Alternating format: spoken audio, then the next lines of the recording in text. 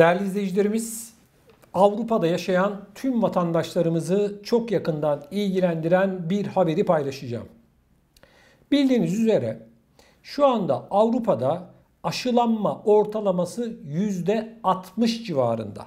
Yani yaşayanların yaklaşık 450 milyon insanın değerli izleyicilerimiz 235-240 milyonu aşılanmış vaziyette. Geriye kalan kısmı ise gerek aşı yokluğundan dolayı gerekse bu sıvılara güvenmedikleri için insanlar vurdurmuyorlar.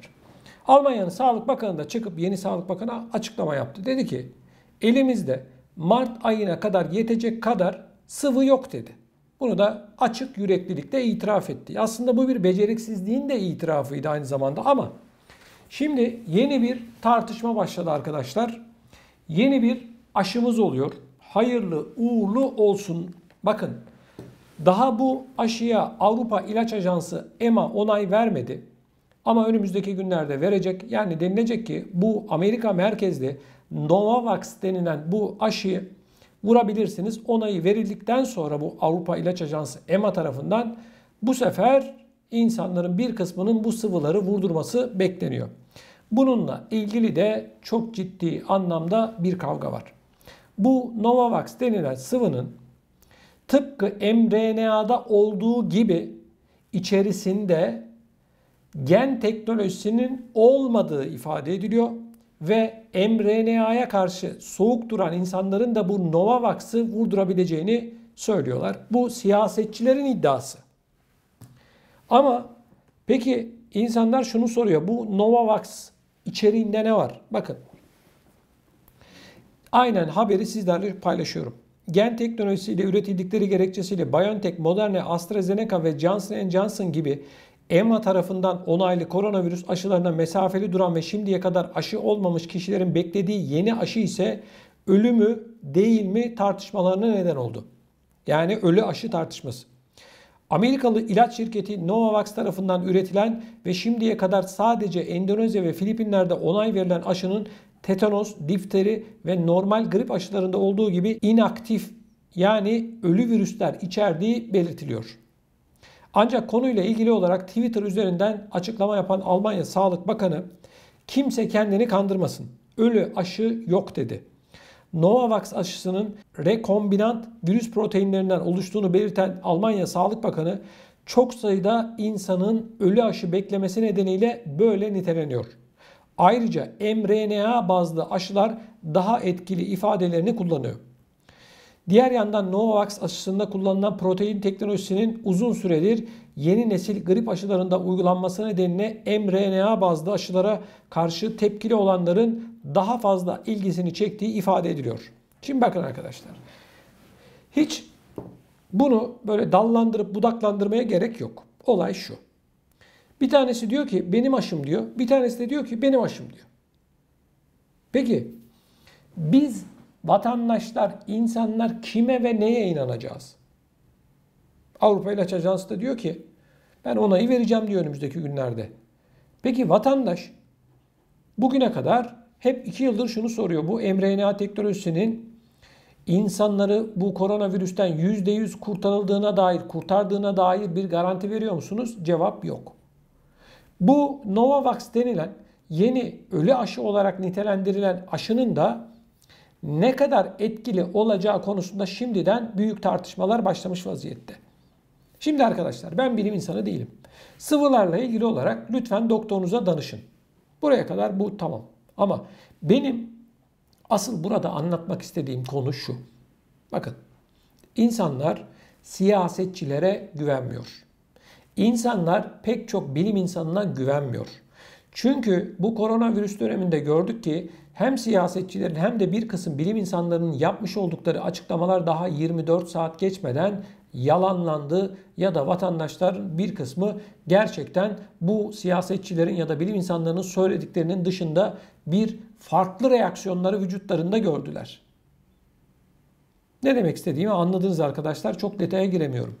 Şimdi Profesör Doktor Uğur Şahin ve Özlem Türeci de yaklaşık 1,5 yıl önce çıkıp dedi ki biz dedi bu işten insanlığı kurtaracak olan sıvıyı bulduk dedi.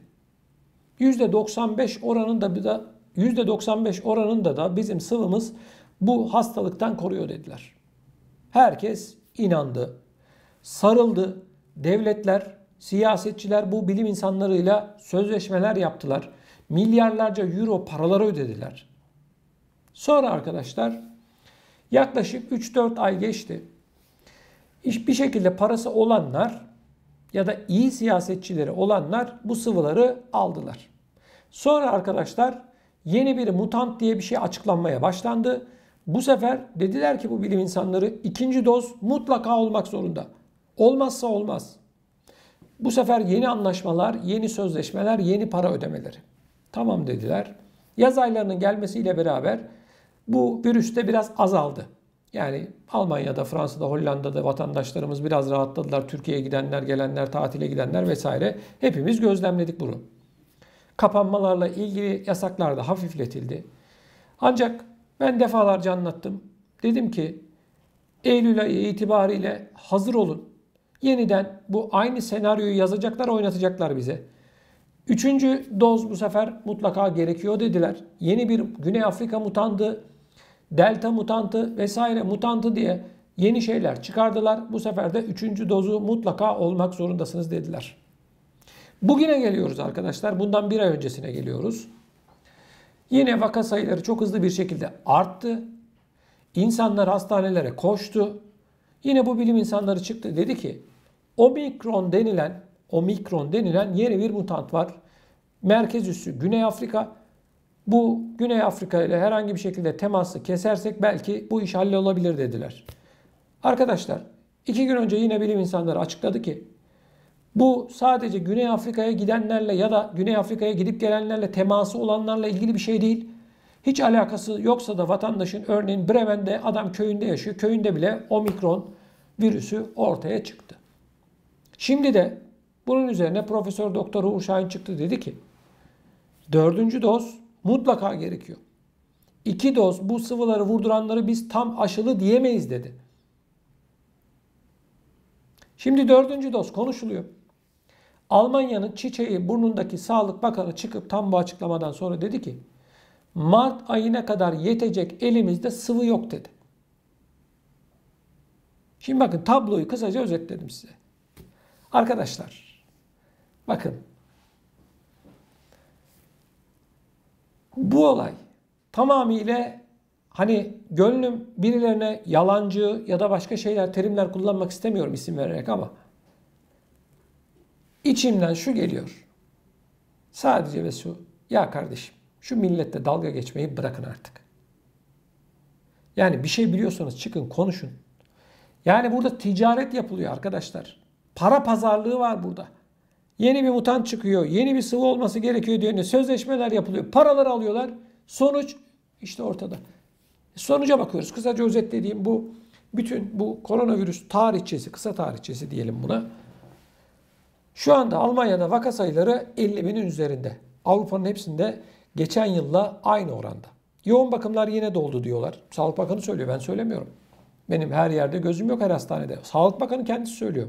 Diyor ki bazı eyaletlerde artık yoğun bakımlarda yer kalmadığı için hastaları yer olan çok sayıdaki eyalete nakil ediyoruz diyor, sevk ediyoruz diyor. Şimdi ben Hatice'ye neticeye baktığım zaman kardeşim o zaman bir yerde bir yanlış var. Hatta birden fazla yanlış var. Hani bu sıvılarla ilgili olarak insanlar kurtulacaktı bu sıvıları vurdurunca. Hani bu sıvıları vurunca yoğun bakımlarda olmayacaktı. Geçen yılki gibi alarm durumu oluşmayacaktı. Bakıyorum yine yoğun bakımlar dolu. Yani bu hastalar nereden geldi? Mesela Almanya'dan yine örnek verelim. Arkadaşlar Almanya'daki koronavirüs hastaları Mozambik'ten falan mı geldi? Ya da Fransa'daki, Hollanda'daki, İsviçre'deki hastalar Kuzey Kutbu'ndan, Mogadishu'dan, Nijerya'dan, ne bileyim başka bir yerden mi geldi bunlar? Nereden geldi bunlar? Çok merak ediyorum. O zaman soru şu. Madem sonuç bu şekilde geçen yılla aynı, sizin bugüne kadar almış olduğunuz bu tedbirler, yasaklar, karantinalar, onlar, bunlar doğru muydu? Ne işe yaradı? Çok merak ediyorum. Gerçekten ne işe yaradı? Lütfen bu konuyla ilgili olarak görüşlerinizi siz de bu videonun altına yazın. Siz ne düşünüyorsunuz? Ayrıca gündeme getirilmesini istediğiniz konular varsa da bunları da yine videomuzun altındaki yorum bölümüne yazarak bizlere iletebilirsiniz. Sizlerden ricam videomuzu beğenerek mutlak surette kanalımıza abone olmanız.